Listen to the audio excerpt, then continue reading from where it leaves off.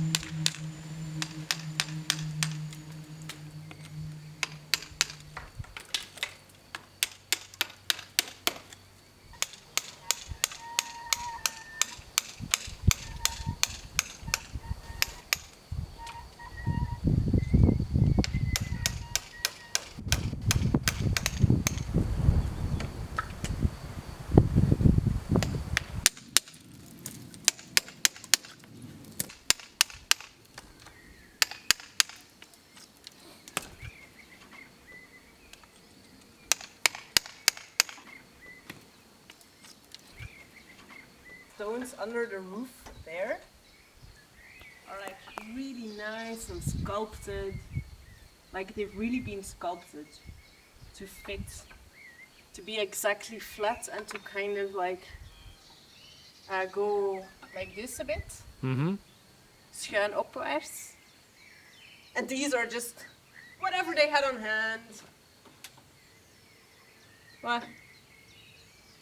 Why are you laughing at me?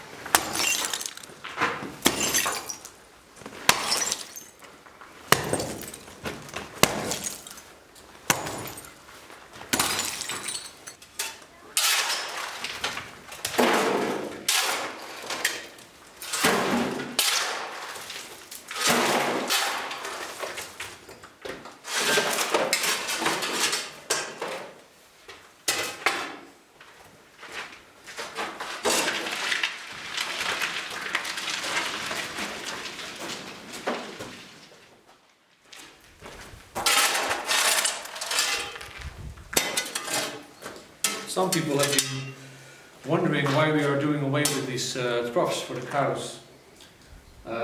If they had been against the wall, we might have kept them. Could have used them as a bench, maybe some storage space. It would have been a nice feature, but since they're off the wall by about 60 centimeters and they're 80 centimeters wide themselves, we are now losing 1,40 meters of the 5 meter width of this space, and that's just too much. Yeah, they're the perfect height for a bench. Put some pillows on there and you're good to go. But as I said, being off the wall so far is just not a good feature for either a workshop or later on when we want to make a living room in here. They just have to go.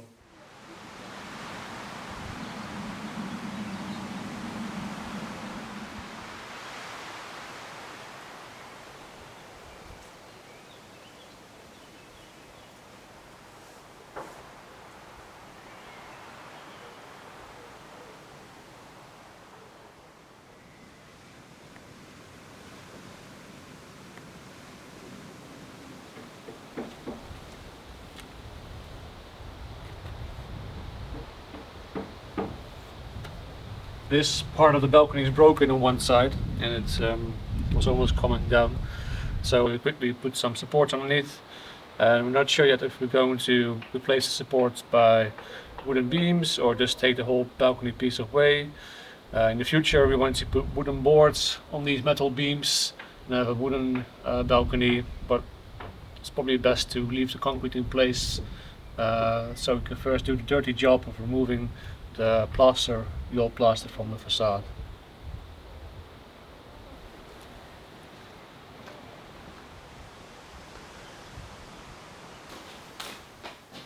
So last week when we announced that we were going to paint our barn doors, the internet got its knickers in a little twist, as was kind of to be expected.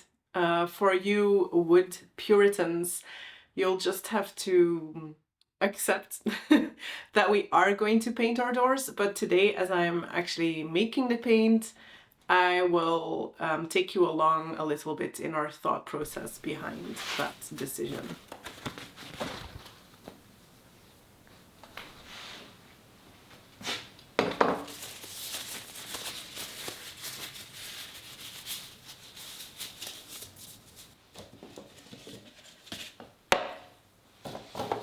For this door we're making flour paint, which is a natural paint made from mineral pigments, flour, water and linseed oil. If this experiment works out well, we will probably use the same paint on quite a few more doors and our future new shutters. If we decide we don't like it, we're going to use linseed oil paint instead. Before making the choice to paint and deciding on a color, we have studied the paint history of our Kashina.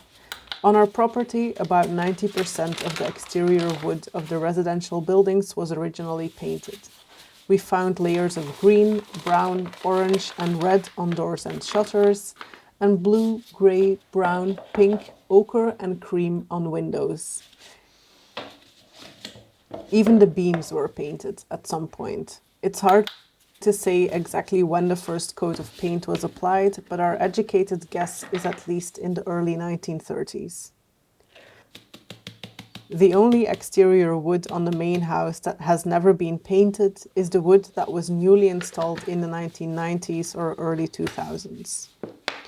Looking at the agricultural buildings like the cantina, barn and chicken coop, most of the doors were natural wood, but even the front door of the barn was painted in a red-brown. In our region, you see both painted and natural exterior wood. In the hilltop villages around us, the wood is unpainted, nowadays generally varnished. But the one exception to that rule are the large manorial farms scattered around the village centre, like ours. So, by local tradition, there are two options really for our property, to paint or to oil/varnish.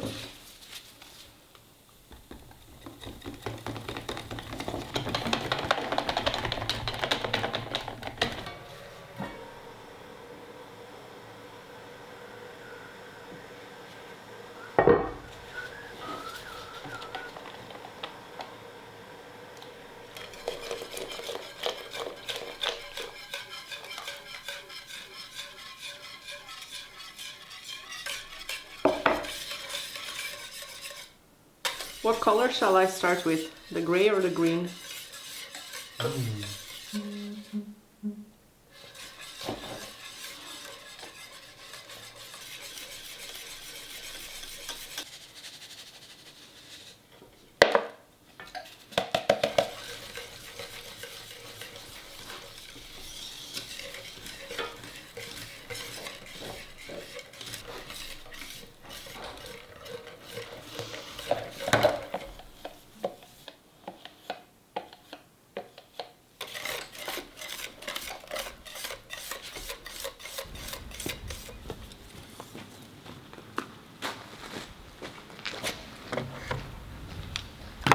Shall I do a test piece first?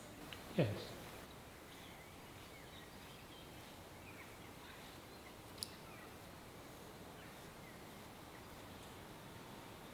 Nice.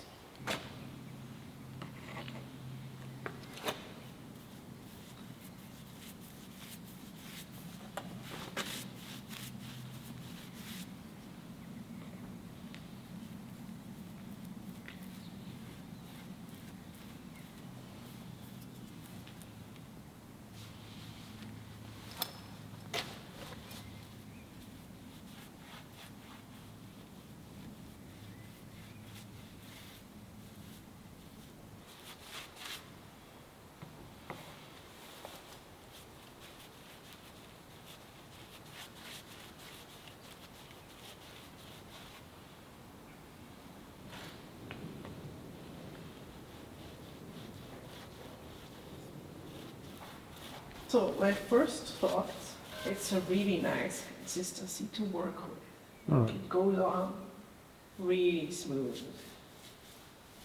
And I also feel like it adheres well, so the paint is sticking to the wood properly.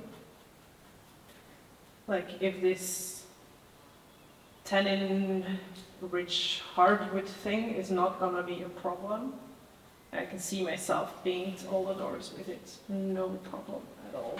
Like, it's really nice to work with. Nice. So satisfying to see blue disappear. So satisfying to see blue disappear. So you said it only stays okay for 3 days, this paint. Yeah. What happens afterwards? It goes moldy or what? No, it goes moldy. Yeah. So I think you could say that until it goes moldy, it's okay to use.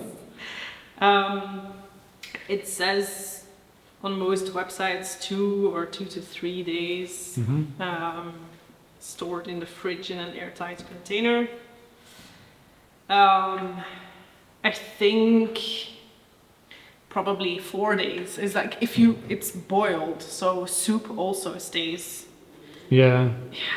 So yeah, that's the downside of the flower paint, is that you can only make a batch the size of what you're gonna use pretty much straight away, while with linseed oil you can make a batch and then store it forever, sort of, you know.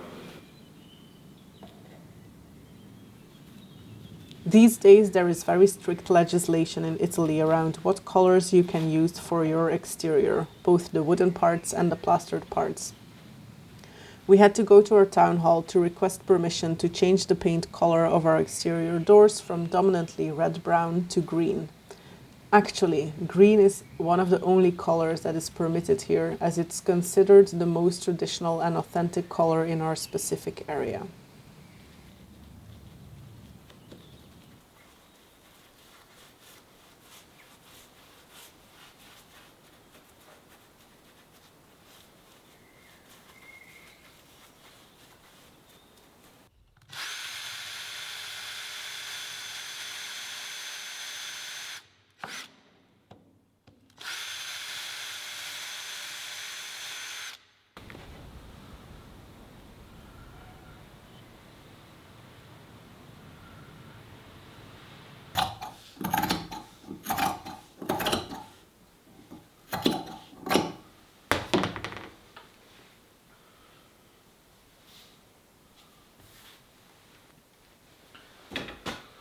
The lawnmower had a little accident, something flew through here. So I'm going to give it a fix because we are no longer able to get this part. So I'll just cover it up with some glass fiber and some epoxy resin.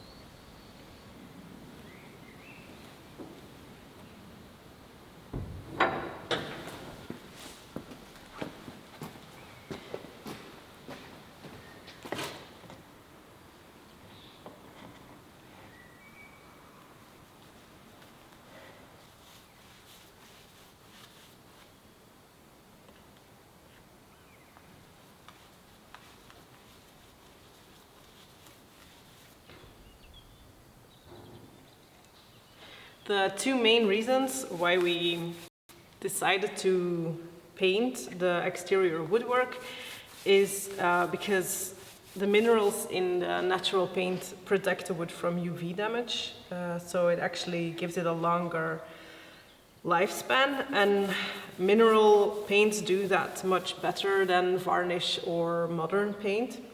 And the other one is the ease of maintenance. Natural paints like Swedish flower paint and linseed oil paint, both of them, you need to, after the initial application, which you have to do 2 coats in the first year, and then after 1 or 2 years, you have to apply a 3rd coat.